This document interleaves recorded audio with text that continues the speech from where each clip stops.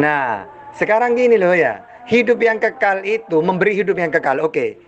Siapa yang harus saya tuhankan untuk memperoleh hidup yang kekal? Hmm? Coba. Kenapa kamu dari tadi tidak bisa jawab? Kalau bagi kami hidup yang kekal itu masuk surga, mentuhankan Allah. Maka akhirul kalam la ilaha illallah dakhulal jannah. Barang siapa yang mengucapkan tiada Tuhan selain Allah, maka dia masuk surga, hidup yang kekal di surga. Nah, sekarang aku nanya ke kamu. Hidup yang kekal menurut Kristen itu mentuhankan siapa? Silakan. Yesus apa Tuhannya Yesus? Silakan.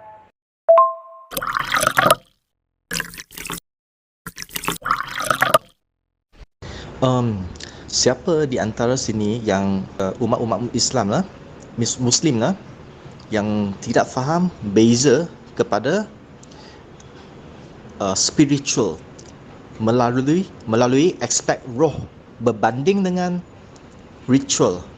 Siapa yang tak faham? Kalau nak bicara, ada minat, teks saya. Silakan kalau mau nanya tentang Yesus melalui Bible atau melalui Al-Quran, akan saya jelaskan. Ajaran roh itu diajarkan oleh penipu, siapa Lukas dan Paulus, yang kamu imani. Sekarang saya tanya, rohmu itu dari mana? Coba kau jawab, rohmu itu dari mana? Sebab kami juga punya roh. Roh dari mana? Allah yang bagi pinjam, supaya kami boleh bernafas. Ya, jadi sekarang saya tanya, rohmu dari mana? Saya tidak faham, jadi saya bertanya kepada Anda. Tapi harap Anda jawab satu kali, rohmu dari mana? Jawab. Kalau Paulus itu adalah penipu, no problem, ini hujah kamu kan. Saya tak ada masalah kalau hujah kamu tekal. Contoh, saya tidak kata Muhammad adalah nabi palsu, penipu, penjahat. Hanya begitu saja, tanpa penerangan. Saya mesti beri penerangan, menjelaskan bagaimana, kenapa. Okey? Contoh, seorang ketua agama atau imam ke apa ke, dia mengakulah kalau dia adalah penipu, dia mesti ada ciri-cirinya. Contoh, apa yang ciri-cirinya? Dia mempunyai banyak harta, dia mempunyai banyak pengikut, dia mempunyai kuasa, dia mempunyai banyak hak yang istimewa. Kalau ini ciri-ciri ini, ciri-ciri seperti ini, ia terlihat pada sesuatu orang yang mengklaim diri adalah ketua agama ke nabi ke apa, maka ini adalah nabi yang palsu, ketua agama yang palsu. Terutama ada ramai wanita. Dia ramai wanita, dia boleh mendapati hak yang lain. Kamu harus serah diri kepada saya. Contoh macam itulah. Ini mesti adalah ciri-ciri seorang penipu agama. Faham tak? Silakan kamu curhat apa-apa, tapi jangan mentuhankan manusia Yesus. Berhadapan dengan saya nanti kamu. Kalau kamu kata Yesus adalah hanya manusia, cuba awak jawabkan saya ayat Yohanes 3:31, ya, dan 3:13 dan 3:31. Cuba awak jawabkan saya, adakah Yesus kata dia turun dari atas seperti dari bentuk manusia ataupun bukan? Sekarang gini, kalau Yesus itu bukan manusia, aku nanya, kalau dia Tuhan, Tuhan itu memberi firman kan, bukan menerima kan? Tuhan itu mengutus, bukan diutus kan? Saya tanya, Yesus itu diutus apa mengutus? Yesus itu berfirman apa menerima firman? Jawab dulu. Kalau kau mengatakan Yesus itu menerima firman, berarti bukan Tuhan, gitu aja. Kalau Yesus itu bukan utusan, berarti dia Tuhan. Nah, silakan saya nanya ke kamu dua dulu. Yesus itu menerima firman apa tidak? Yesus itu diutus apa mengutus? Ayo jawab. Kalau manusia mana boleh memberi hidup kekal? Ia kata Yesus memberi hidup kekal. Bagaimana boleh manusia memberi hidup kekal? Bagaimana manusia boleh ada kuasa membangkitkan semula? Bagaimana manusia boleh berwujud sebelum segala sesuatu? Segala sesuatu di mana ia kata? Yohanes 1:3, Kolose 1:16 ke 17. Ya? Bagaimana ada manusia boleh jatuh dari syurga? Betul tak? Di syurga tak ada manusia.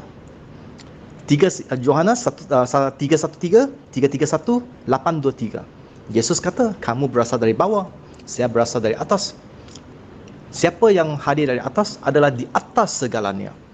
Yang berasal dari bawah, dia menceritakan perkara duniawi. Dari atas, dia menceritakan perkara syurgawi. Kamu dari bawah, aku dari atas. Bagaimana dia manusia? Kamu tahu nggak memberi hidup yang kekal itu apa? Mengajak manusia hanya menyembah Allah. Inilah hidup yang kekal, bahwa mereka mengenal Engkau satu-satunya Allah dan mengenal Yesus sebagai utusan. Itu hidup yang kekal. Mana ada hidup yang kekal itu mentuhankan aku gitu, ada? Kalau kamu ingin hidup yang kekal, maka tuhankanlah aku Yesus. Ada nggak? Nah, kamu Tuhan hidup yang kekal aja kamu nggak tahu. Malah mentuhankan manusia. Gimana mau kekal kamu? Siapa kata saya tak tahu memberi hidup kekal itu apa? Yang boleh memberi hidup kekal hanya Tuhan. You faham tak faham? You punya Al-Quran ada tak seorang Nabi kata dia beri hidup kekal? Tunjuk saya contoh. Tak payah 10 semua tak payah. Satu cukup kalau ada. Oke, sekarang saya ingin tahu. Kalau saya ingin hidup yang kekal, mentuhankan siapa? Mentuhankan Yesus atau mentuhankan Tuhannya Yesus? Coba jawab. Tidak mungkin berani kamu jawab. Kamu ada nampak Jangan tak? lupa subscribe Yohanes Iman Yakin Channel. 5:39. Yesus kata, mencarilah ayat suci, kerana di dalam anda percaya bahawa ia memberi anda hidup yang kekal. Ayat suci ini, mereka memberi saksi tentang aku. Musa menulis tentang aku. Aku memberi mereka hidup yang kekal. Nah, coba orang Kristen itu jawab. Hidup yang kekal itu mentuhankan Yesus atau mentuhankan Tuhannya Yesus? Pasti semua orang Kristen itu bingung menjawab ini, takut. Sana tulis siapa? Sana kata ayat suci memberi saksi tentang siapa? Tentang aku. Siapa yang sedang sebut? Yesus sedang sebut. Dia kata, walaupun Musa pun hanya menulis tentang aku. Ayat suci Alkitab ini memberi saksi kepada aku. Awak mencari ayat suci kerana anda percaya bahawa di dalamnya anda mendapat hidup yang kekal. Lepas tu dekat ayat yang lain dia kata, aku memberi mereka hidup yang kekal, tidak ada sesiapa yang dapat merampas, mencabut dari tangan aku. Kamu jawab aja biar mudah gitu loh. Hidup yang kekal itu mentuhankan Yesus atau mentuhankan Tuhannya Yesus, yaitu Allah. Coba jawab. Muhammad dapat beri hidup kekal tak? Tak dapat. Dia berani dia kata macam tu. Saya kekal. Boleh tak? Tak boleh. Kalau Muhammad dia kata begitu, dia adalah Tuhan tau. Begini loh, mau Yesus, mau Nabi Muhammad, mau saya, mau kamu, itu bisa memperoleh hidup yang kekal asalkan mentuhankan Tuhan Allah atau Allah. Nah, sekarang saya nanya ke kamu. Hidup yang kekal itu mentuhankan siapa? Coba jawab. Ayo jawab. Musa ke, Abraham ke, Zakaria ke, Elia ke, Eliza ke, Yohanes ke, Matius ke, Markus ke, tak pernah ada satu rasul yang pernah sebut begitu. Sebab apa? Mereka tidak mempunyai kuasa ini. Sebab kuasa ini adalah kuasa yang hak, yang khas, hanya dimohon kepada Tuhan sahaja. Nah, sekarang gini loh ya. Hidup yang kekal itu memberi hidup yang kekal. Oke. Siapa yang harus saya tuhankan untuk memperoleh hidup yang kekal? Coba. Kenapa kamu dari tadi tidak bisa jawab? Kalau bagi kami hidup yang kekal itu masuk surga, mentuhankan Allah. Man kana akhirul kalam la ilaha illallah dakhalal jannah. Barang siapa yang mengucapkan tiada Tuhan selain Allah, maka dia masuk surga, hidup yang kekal di surga. Nah, sekarang aku nanya ke kamu. Hidup yang kekal menurut Kristen itu mentuhankan siapa? Silakan. Yesus apa Tuhannya Yesus? Silakan. Siapa yang memberi hidup kekal? Sudah cukuplah. Kamu tak dapat beri satu contoh kan? Kenapa tak ada Musa beri? Sebab Musa bukan Tuhan mah. Kenapa Muhammad tak dapat beri? Sebab Muhammad lah. Kenapa malaikat tak dapat beri? Sebab malaikat pun bukan Tuhan mah. Malaikat tertinggi boleh? Tak boleh. Bukan Tuhan mah. Siapa boleh? Tuhan boleh. Siapa boleh? Yesus boleh. Kamu itu dari tadi memperoleh hidup yang kekal. Siapa yang beri hidup yang kekal? Yang saya tanya, kalau saya ingin hidup yang kekal, Tuhan mana yang harus saya tuhankan? Coba jawab. Kamu dari tadi cuma hidup yang kekal. Yang saya tanyakan, bagaimana caranya? memperoleh hidup yang kekal itu? Siapa yang harus saya tuhankan? Coba jawab, coba. You boleh beri ayat tak di mana Allah kata saya beri mereka hidup kekal? Ada tak? You tahu tak? Perkataan dalam Al-Quran al-awwal al-akhir ini datang dari mana? You ingat dari Quran enggak? Quran salin kami Injil saja tahu. Faham? You tahu siapa itu al-awwal al-akhir? Itu sudah ditulis kepada adalah gelaran Yesus 600 tahun sebelum Al-Quran berwujud. Al-Quran lepas tu dia memohonkan gelaran ini al-awwal al-akhir, dimohon kepada siapa? Kepada Allah. You nak kata Yesus bukan Tuhan tapi Tuhanmu tu meniru Yesus kah? Nah, disitulah kamu itu ya. Kamu itu tidak tahu tentang hidup yang kekal. Maksudnya hidup yang kekal itu masuk surga. Kita kan kekal di surga. Man kana akhirul kalam la ilaha illallah dakhalal jannah. Masuk surga. Gitu loh. Kullu ummati yadkhulul jannah illa man aba. Semua umatku itu pasti masuk surga kata Rasulullah. Illa man aba, kecuali yang tidak mau. Siapa yang tidak mau? Mereka yang tidak mau mentuhankan Allah. Mereka yang tidak mau beriman kepada Allah dan kepada Nabi Muhammad sebagai utusannya Allah. Jelas kan hidup yang kekal kan? Dalam Islam. Nah, sekarang aku nanya ke kamu. Dalam Kristen kalau ingin hidup yang kekal, siapa yang harus dituhankan? Dalam Al-Quran, huwal awwalu wal akhiru. Maksudnya apa? Allah itu tidak ada awalnya, tidak ada akhirnya. Nah, kalau saya ada awalnya, dilahirkan itu. Ketika saya itu dilahirkan, itu awal saya. Contohnya Yesus. Kapan awalnya Yesus? Ya ketika itu awalnya Yesus muncul. Apa kekal di syurga? Kamu ada malaikat maut. Malaikat maut, maut tu ialah Arabik lah. Malaikat maut. You ada malaikat maut. Apa jawatan dan misi dia? Menurut kepada sumber Islam, dia mengatakan dalam satu saat yang terakhir, malaikat maut akan menarik semua nyawa, semua orang Muslim. Satu saat akan ditarik. Dan akhir dia akan menarik nyawa dirinya. Malaikat maut itu menarik nyawa dirinya dan segala pun akan lenyap. Di mana ada kekal? Weh, malah curhat. Oke, saya ingin masuk surganya Yesus. Siapa yang harus saya tuhankan? Silakan, ada enggak? Inilah hidup yang kekal bahwa mereka mentuhankan aku Yesus. Ada enggak? Silakan, mana ayatnya? Kalau Tuhan itu seperti manusia, oleh itu anda tahulah kalau dia kata satu, dia satu macam awak saja. Kalau kami kata Tuhan itu satu, Tuhan bukan seperti manusia, maknanya you tak faham asal Tuhan ada bentuk jamak.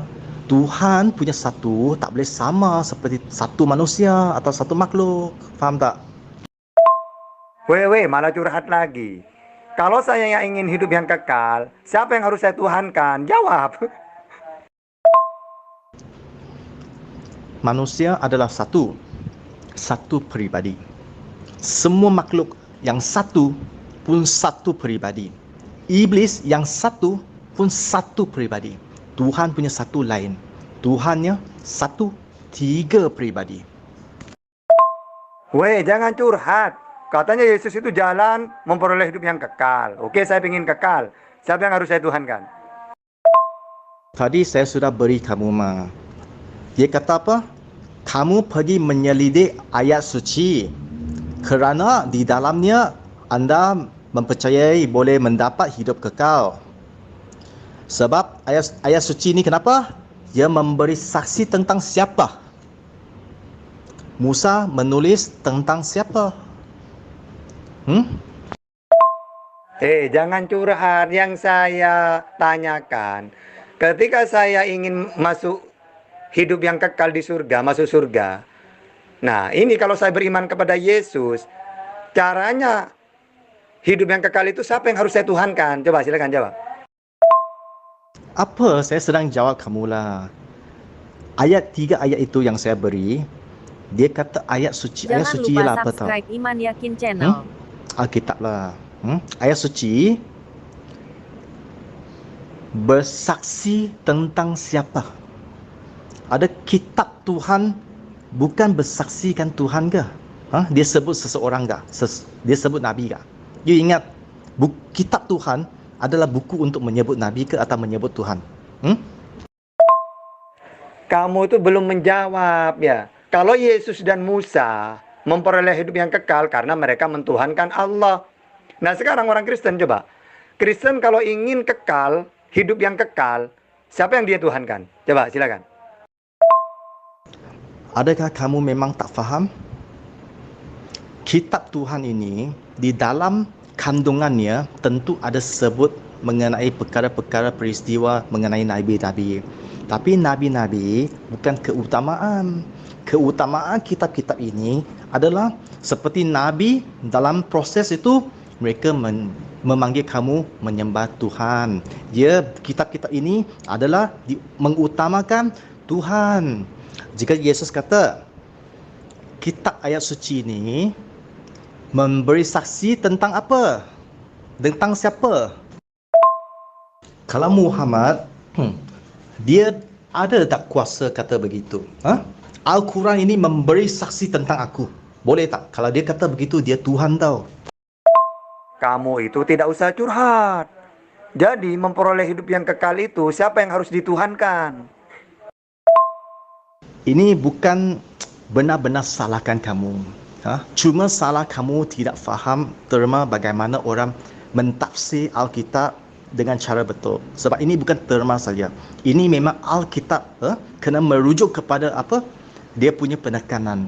Penekanan dia memang ayat itu ada beza berbanding firman dan kata-kata tau. Ada rema, ada logos, tak sama. Sebab apa? Logos itu sebagai peribadi, logos itu boleh berkata. Berkata dia terjemahkan berfirman. Dia faham tak? Malah curhat. Kata kamu Yesus itu jalan keselamatan. Oke, sekarang saya mau selamat melalui Yesus. Siapa yang harus saya tuhankan? Silakan. Kalau Tuhannya Yesus, gimana coba? Coba ceritakan. Ciri-cirinya Tuhannya Yesus itu seperti apa coba? Yang namanya Kristen pasti tidak tahu tentang Yesus.